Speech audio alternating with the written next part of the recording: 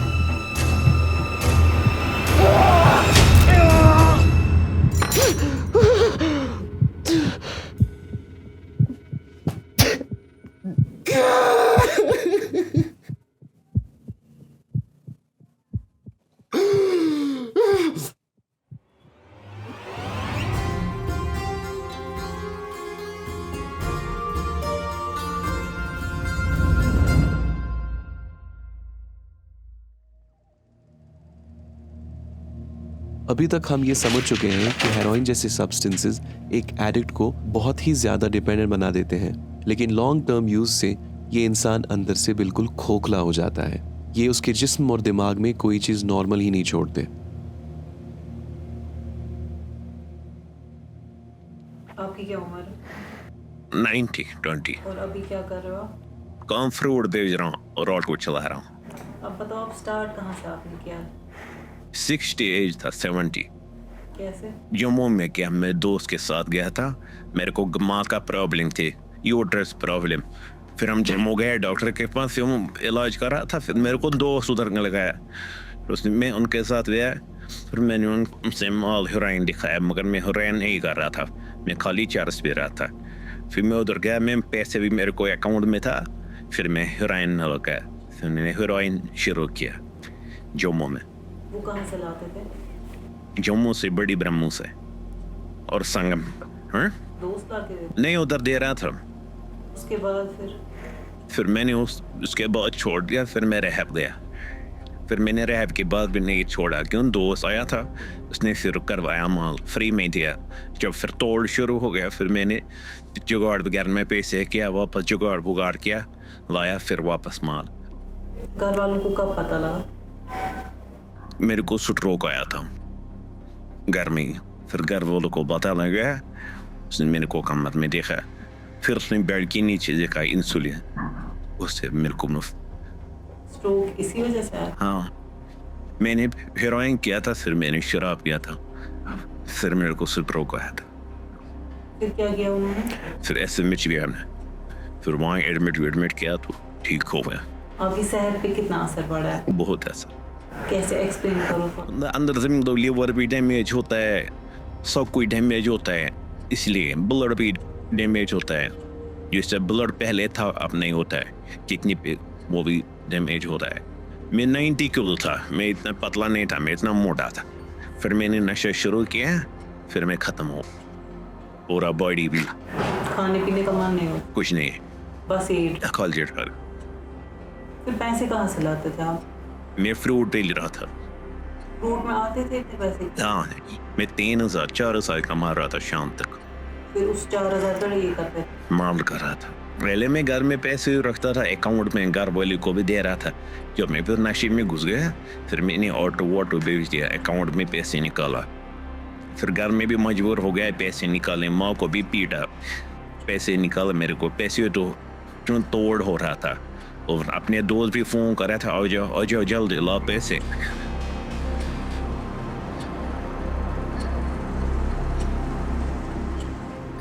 In terms of the longer term side effects, unfortunately, it affects almost all the systems and organs that a patient has. And I want to emphasize that it actually changes the brain both in terms of psychological change, but also research has shown that physically it changes the gray matter in the brain.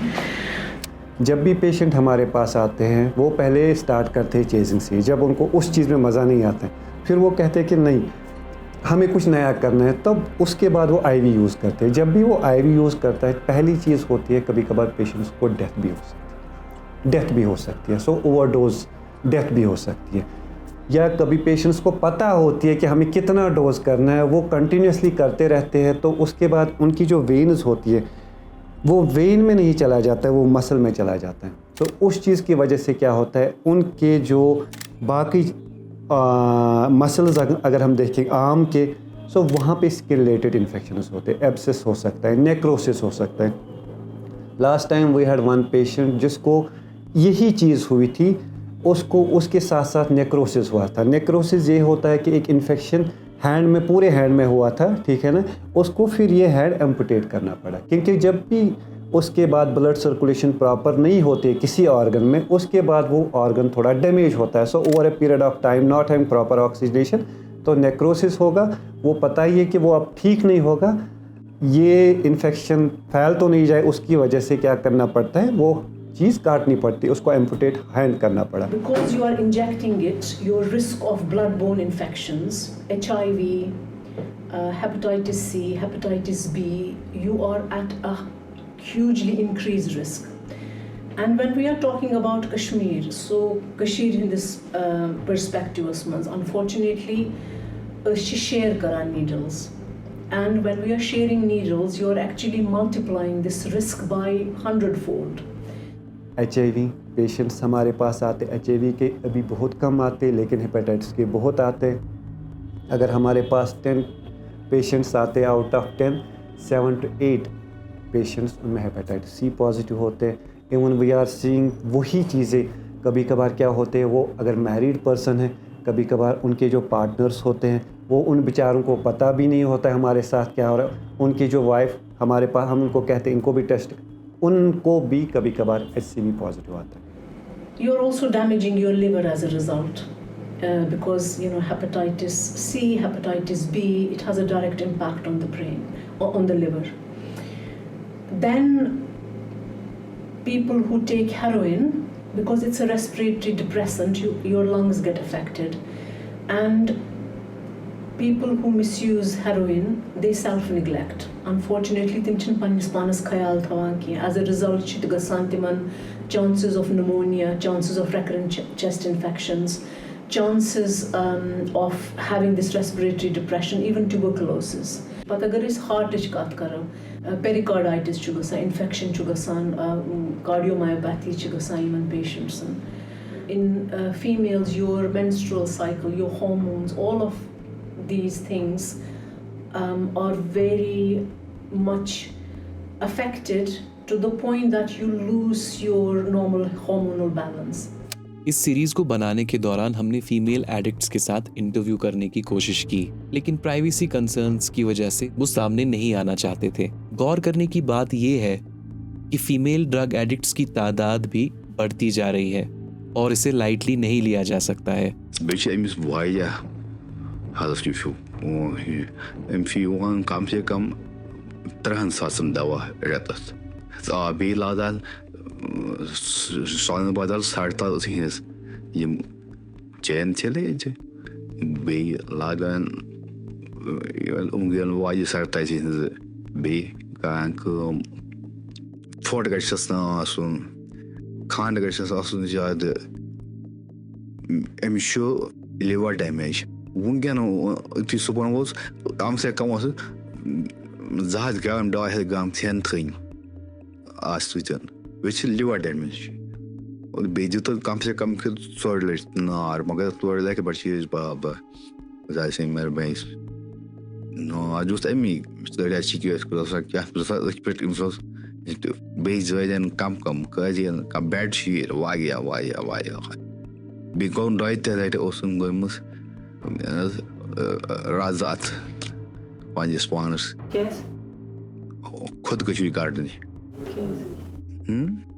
अच्छी कोल distract तो खराब हुई तो कहता तवा बर्बाद रोने का ला इज्जत न कि है बे ये को इंटू को बेच नहीं ये जरूर पे कट अनमुनिस जो हुई। आपको क्या लगता है आपकी बॉडी पे क्या असर पड़ा ड्रग्स लेने का अभी तक? बहुत ज़्यादा प्रॉब्लम हो गई, मतलब मैं ऐसा तो नहीं दिखता था पहले, सब बढ़िया था। अब मतलब मूड स्विंग्स होते रहते, बिल्कुल मतलब ऐसे हैप्पीनेस नहीं फील होता, ऐसे लोनली हो जैसे, गुस्सा आ जाता है हर 1-2 सेकंड के बाद, कभी कुछ भी इरिटेट हो जाता हो छोटी छोटी बातों पे, तो बहुत प्रॉब्लम होती है। लीवर में ये हो गया हेपेटाइटिस सी, लीवर ख़राब हो गया है। आपकी क्या मोटिवेशन है क्विट करने की ड्रग्स? आप क्यों क्विट कर रहे हैं? अपनी मदर के लिए बोलो, मैं चाहता हूँ मैं उनके लिए कुछ करूँ, इसीलिए उन्होंने मेरी वजह से बहुत ऐसे प्रॉब्लम्स फेस करना है। मुझे लगता है मेरी वजह से मेरी मदर पे बहुत ज़्यादा असर पड़ा है, बाकी फैमिली पे इतना नहीं पड़ा होगा, मदर पे बहुत ज़्यादा मेरी वजह से।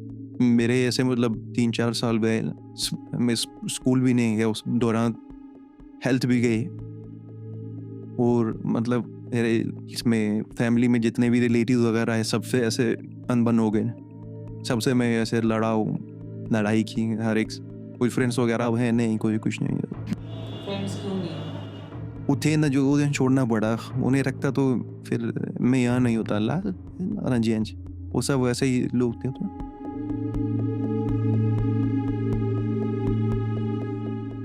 मेरा अंकल था, कज़न ब्रदर, रिसेंटली उनकी डेथ हो गई मेरे कज़न ब्रदर की परसों 2 महीने पहले। He was my crime partner, cousin brother भी था, हम एक साथ सारा कुछ करते थे। ओवरडोज हो गया होगा। ओवरडोज डेथ्स अगर हम देखें हेरोइन से ज़्यादा होता है। कभी कभार पेशेंट्स जिस गलतफहमी में भी होता है, वो अगर नशा छोड़ भी देता है, ठीक है, तो वो क्या करता है, जब वो नए से स्टार्ट कर, उसको लगता है कि जो मैंने लास्ट डोज किया था मैं वहीं से स्टार्ट करूं।